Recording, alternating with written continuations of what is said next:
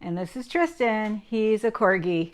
And this is an episode of Conversations with a Corgi. We had a low connection to start, so you might not have got all that. Anyway, we are going to continue our discussion about food and behavior. And today we're going to talk about some of the behaviors that people find really annoying in their dogs and also really troubling because they don't know what's causing this behavior. So, these kinds of behaviors include itching, scratching, scooting, watery eyes, stinky ears, all those kinds of things that we see in dogs. And there's a commercial on TV now for a new medication to stop all of these things in dogs, the itching and the scooting in particular. And if you are an informed consumer like Jim and James, and you look at those dogs, you will see that a lot of them that are in that commercial have runny eyes, not good coat. They don't look all that healthy. Now, of course, you want to get these behaviors in your commercial so you can push this medication to stop the behaviors, but all of those things, the scratching, the scooting, the stinky ears, the runny eyes, come from a huge imbalance going on in your dog. And it is often an autoimmune situation that has resulted from, as Jim and James know, long-term feeding of an inappropriate food, usually cheap kibble. So often your vet even will tell you that these things are from dog allergies. And dogs rarely are allergic to pollen and grass and the seasonal things that we are allergic to. Dogs are allergic to several things that we have been feeding them. A pretty big proportion of dogs are allergic to lamb, for instance, and chicken. A lot of the dogs my sister has, the Cavaliers, cannot eat chicken. Chicken is, even organic, loaded with all kinds of stuff that causes reactions in our dogs.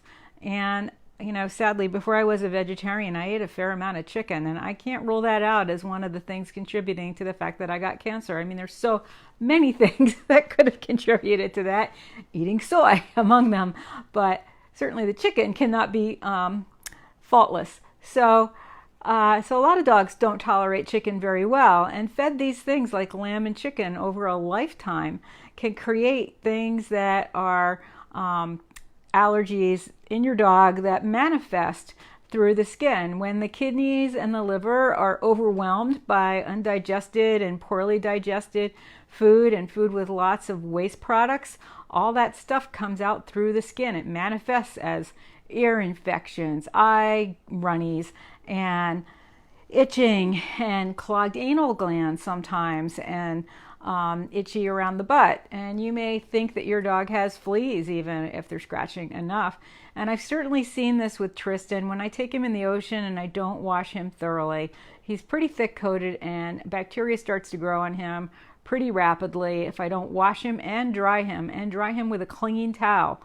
And then he gets really itchy, and he, being orange, is really kind of prone to having reactions to things because he's like a red-haired person or a chestnut mare. I mean, I have to be so mindful of what is good for him to eat, ducks, rabbits, and turkeys, and not let him get into other things. And the bacteria in the ocean just puts him out of balance.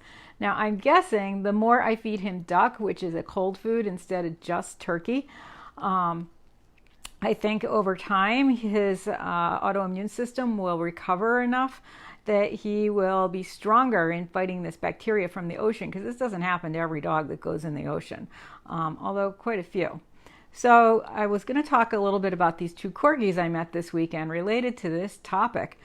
So we were at this Corgi picnic on Sunday where sadly we had zero internet connection, so I could not do this. It's a bummer because I really wanted to interview Denise and she was excited to do it, but we'll catch her at the Spook Fest in October. So anyway, these two Corgis were with a big, overweight, older guy, single guy, and they were big, overweight Corgis, really thick coats on them, and just tremendous running around the eyes, just really, really bad. And this is not a typical thing in this breed. You know, you see it a lot in Shih Tzus and Pugs and even Cavaliers and quite a few of those other small breeds, especially the ones with the buggier eyes, but in Corgis, this isn't that common.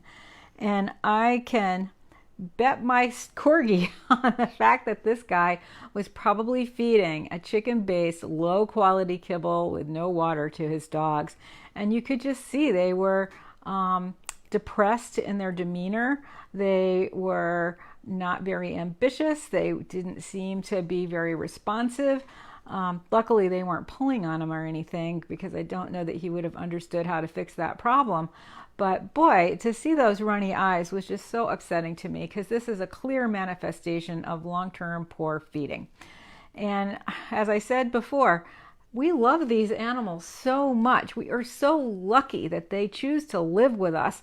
The least we can do is be very responsible about what we're feeding them, and poor quality kibble over a long term, and then giving them steroids or this other new drug to stop the itching and scratching and stinky ears and goober eyes that they get from our crappy feeding is just adding insult to injury. And my sister has always said anything that you see on TV about dogs is usually not great information. So, you see all these ads for pet food. Usually they are not high quality pet foods.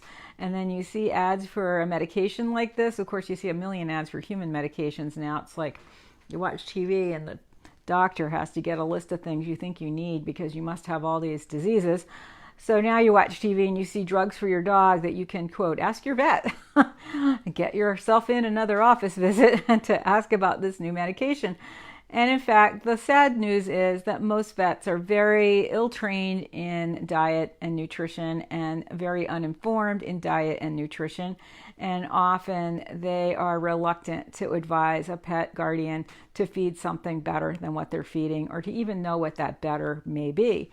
And of course, these large companies have done studies on their food, and they found that, the classic one was, I think it was Purina, studying beagles for 30 days, and if they didn't get sick eating their food, then they must be fine.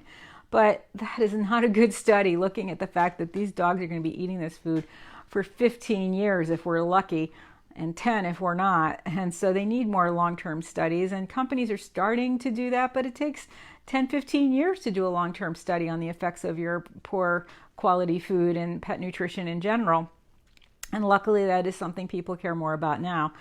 But if your dog has any of these symptoms, chronic problems with the anal glands, chronic scooting, chronic scratching, chronic red skin, smelly ears, smelly breath, goobery eyes, these are all signs of an immune imbalance, and an inability to release toxins from the body, and your dog is in great distress. And if you want to do fun things with your dog, like compete in rally or agility or even nose work, these things that are going on with your dog are not good for him, and he can't concentrate, he can't learn, he can't do that kind of work.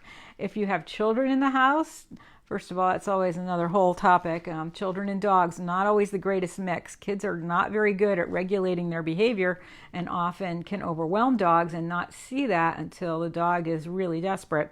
But if your dog's already desperate because he's itchy and he can't see very well and his hearing is not great because of his infections, then that's not a dog that's going to be great to play with your children either, because he doesn't feel good and he's not even going to want to do things with you. So when you see that commercial, check out those dogs, people that are informed, Danny, maybe even when you see that commercial for this new medication. I mean, these dogs some of them look okay, but they're not all the picture of health. And I'm not sure, when you're selling a medication, do you want them to look unhealthy or healthy? But at any rate, that commercial is a bit of a mix. So if you see these scratching, itching, signs of allergies, remember, rarely are dogs allergic to things in the environment. We do have more and more dogs we're seeing, as my sister has pointed out many occasions, that are allergic to household cleaners that you use on the floor, and things like Febreze, and commercials are often fraud. That's right. Sometimes they really push the truth, don't they? A lot of these household cleaners can cause your dog to have a lot of skin problems and create allergies, but it still gets back to that whole idea.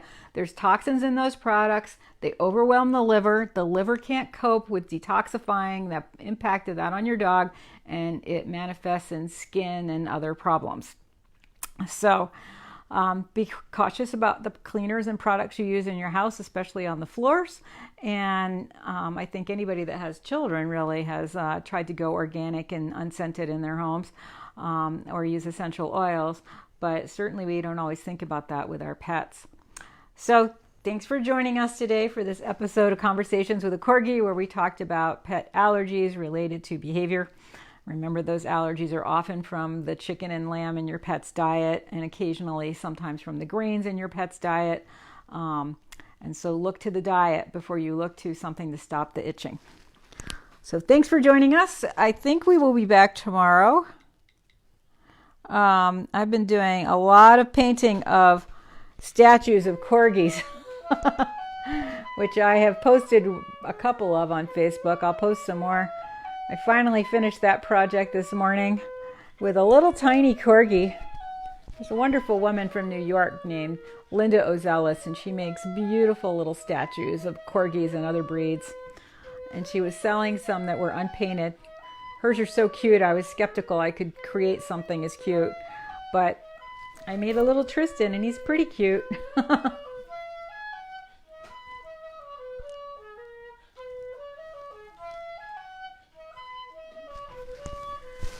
Have a great day too, you guys, and I'll see you tomorrow. Thanks for joining us.